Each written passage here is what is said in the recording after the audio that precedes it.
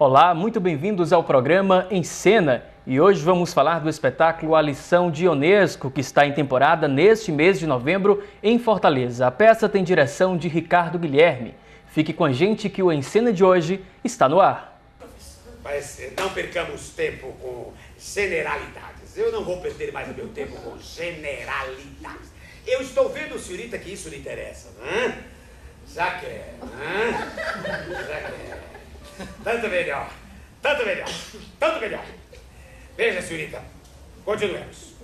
Saiba, senhorita, que toda língua... Lembre-se disso. E temos a ilustre presença aqui no estúdio de Ricardo Guilherme, que é ator, dramaturgo, diretor teatral e tem mais de 40 anos de atividade, na trajetória nacional e internacional. Então é difícil resumir aqui, apresentar um pouquinho desse extenso currículo seu e Ricardo Guilherme. Obrigado pela participação aqui no Em Cena de hoje.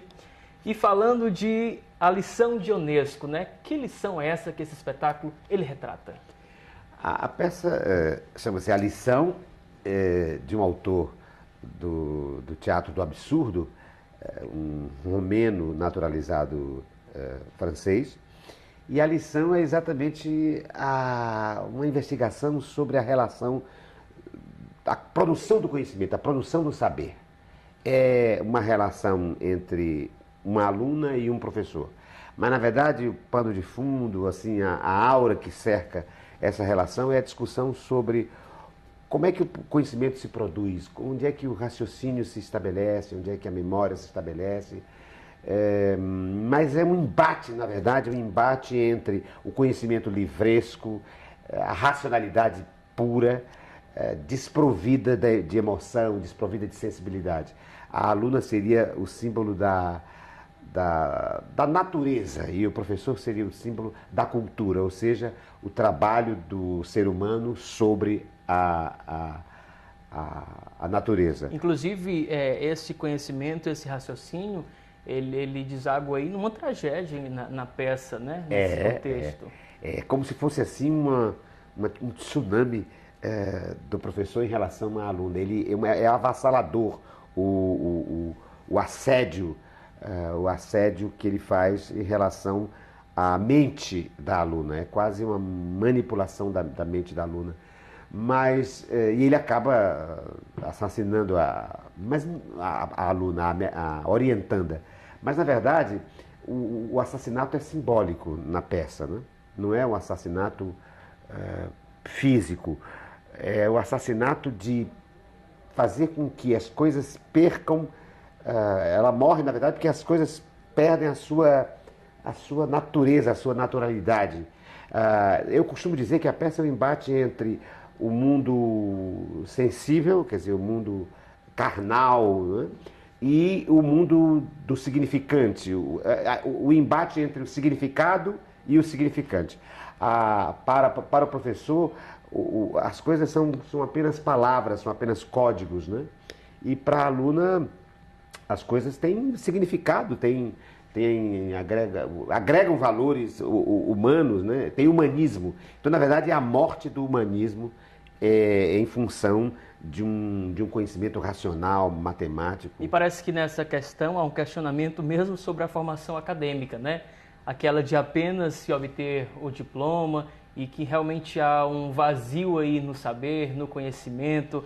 Essa questão, Sim, ela vem à tona, esse vazio existencial? Vem à tona a institucionalização do saber, não só na academia, no sentido da universidade, no campo da universidade, mas no sentido amplo, Na verdade, é uma peça política também, sobre uma mentalidade, essa desumanização do homem, Essa desumanização do ser humano. A peça é sobre essa desumanização. Dor de dentes. Não vou parar a aula porque eu tão pouca coisa. Isso não tem a menor importância, Não vamos parar não vou parar a minha aula por causa do dor de dentes. Não. De passagem, eu chamo a sua atenção para as consoantes que mudam de natureza quando ligadas. Os FF tornam-se BB, o GG, QQ, os QQ, KK e vice-versa. Como nos seguintes exemplos. Peru recheado. As crianças. Idade média. Paparicando. Continuemos. Eu disse, continuemos! Tenho dor. De dentes, continuemos. Continuemos.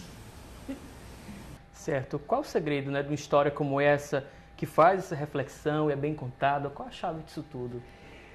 A peça é uma tragicomédia, então, apesar desse tema tão árido, né, e às vezes até formal, esquemático, na verdade é uma peça saudável de se ver, porque é cheio de humor, e a peça, acho que é o grande segredo, é que ela não...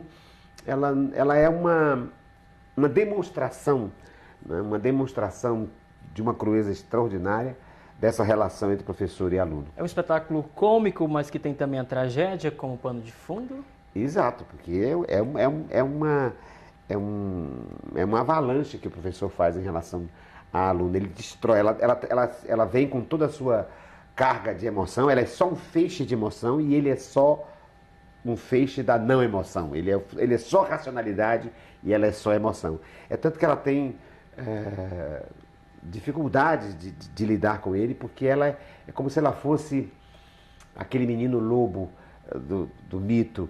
Ela é só pureza, ela não está preparada para a civilização. Entende? E o processo civilizatório pelo qual ela passa durante o espetáculo é destruidor, é sim um assassinato. O que é que significa, no caso, estar atualizado, né, para a Ionesco? Eu sei que essa história de atualização há um sentido nessa peça, nesse texto. O Ionesco tem uma frase emblemática que diz que eu acho que serve para todos nós, para os jornalismos, para as artes, que é estar... É preciso... Não basta estar atualizado, né? Não basta estar atual, é preciso estar à frente das coisas. Eu costumo dizer que um artista tem que estar em 3 lugares ao mesmo tempo. À frente, ao lado e atrás do seu tempo e do seu povo. Né? Atrás no sentido de estar linkado com o passado, saber de onde viemos, né? Ao lado, no sentido de estar solidário com o seu povo e com o seu tempo e sensível às questões da atualidade, e à frente no sentido de apontar caminhos, às vezes caminhos que o próprio artista desconhece, mas que a arte permite que se faça um laboratório desse devir, né? Então a peça, nesse sentido, é mais que atual, porque ela investiga até o processo de conhecimento das novas mídias. Durante a peça, nós temos o texto da peça, é uma peça para ser lida também, para ser lida e para ser vivida. A peça faz um embate entre a vida e a codificação da vida. Então nós temos o texto da peça disponível em projeção para o público e, ao mesmo tempo, o texto falado, o texto palavra e o texto fala, entende? Nós fazemos esse confronto entre esses dois mundos, o mundo da codificação... Esse texto de Unesco é de quando, no caso, para poder acontecer essa atualização, né? O Depois texto é de 1951, 1950, portanto, a internet já tinha ido, porque a internet é fruto de pesquisas do pós-guerra, né? Sim. Ou durante a Segunda Guerra Mundial. Mas ela não era ainda um fenômeno, um acontecimento. Então, agora nós atualizamos. A peça, o professor, por exemplo, só anda sobre livros, né? E no final da peça ele sobrepõe aos livros a computação, o computador. E o texto vai se decompondo, assim como o texto na fala vai se decompondo, perdendo a sua semântica e virando só fonética, só sons, né? Também na projeção o texto vai perdendo a sua sintaxe, vai virando um internetês, um português informático, e depois vai se diminuindo e virando só letra, até acabar e ficar uma página em branco. No caso, o Eugênio Ionesco, ele é considerado, com o irlandês Samuel Beckett, né, o pai do teatro do absurdo. E você é criador do teatro radical, né? Radical. Qual a relação, né, entre o teatro do absurdo e o teatro radical nesse espetáculo? O teatro radical é uma poética que se aplica a qualquer estilo, a qualquer escola, né, de entendimento. É uma poética, é uma metodologia, né, aplicada ao teatro. E nós trabalhamos ali com ações, que a gente chama de ações fundamentais, que vão se repetindo. Trabalhamos com o princípio da criação, da repetição criativa. repetição criativa. Você tem o mesmo núcleo de ação, essas ações vão sendo repetidas, mas acrescentadas diversas nuances. No caso do absurdo, o absurdo trabalha exatamente com ações muito minimalistas. Eu acho que o que há, respondendo objetivamente a sua pergunta, uma das fontes de ligação aí entre o teatro absurdo e o teatro radical é que ambos trabalham com ações minimalistas, ou seja, potencializar o mínimo, né?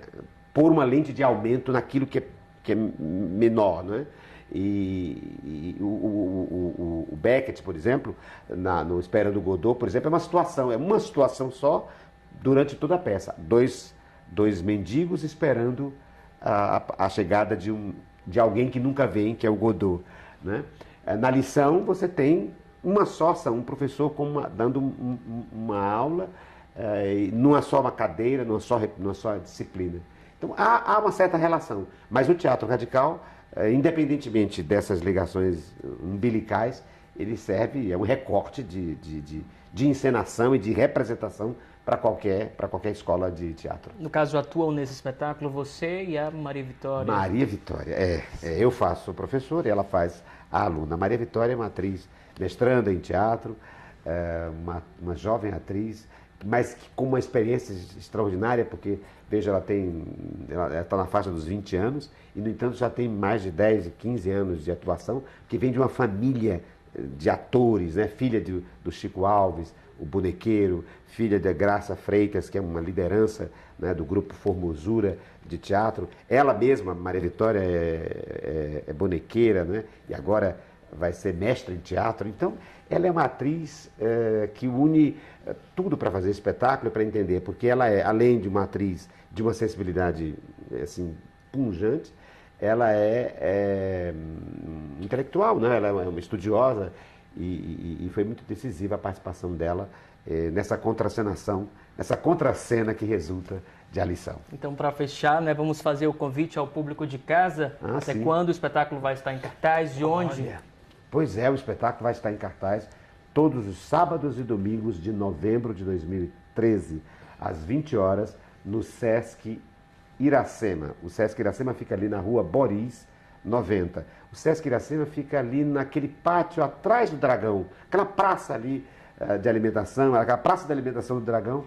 Quem chegar ali no Dragão do Mar vai ver logo um prédio ao fundo, um prédio antigo, referente à história dessa cidade, um dos primeiros prédios desta cidade, na Rua Boris, que hoje abriga um centro cultural mantido pelo SENAC e pelo SESC. E lá existe um teatro, que é o Teatro do SESC Iracema. E é lá onde está em cartaz, aos sábados e domingos, às 20 horas, a peça A Lição. Então, para quem ficou interessado aí, feito o convite pelo Ricardo Guilherme. Com ingressos populares. Preços populares. Preços populares. De quanto? R$10? 12,6. 12,6. Então... É uma temporada assim para todo mundo participar. Para todo mundo ir, para todo mundo discutir, rir, se divertir com isso e, ao mesmo tempo, pensar sobre essa relação. Porque todos nós passamos por essa experiência fundante de todos nós, que é a experiência da educação, né? Com certeza. Formal ou informal. Sim, com certeza. Todos nós passamos pela lição. Quem sair de lá, além de se divertir muito ao ver o espetáculo, também vai sair com grandes lições, talvez, de conhecimento, sim, de raciocínio, de aprendizado. Ok, muito obrigado, Ricardo Guilherme, pela participação na Encena. Obrigado Tudo de a vocês. bom, tá? O espaço está aberto também para outros trabalhos seus aqui. Obrigado. Ok? E o Encena de hoje termina aqui. Obrigado pela sua companhia. Acompanhe também o nosso programa na internet. Visite a página da TV Assembleia no Facebook e acompanhe o nosso programa no canal no YouTube, youtube.com/TV Assembleia Ceará. Um grande abraço e até o nosso próximo encontro. Senhorita. Senhorita.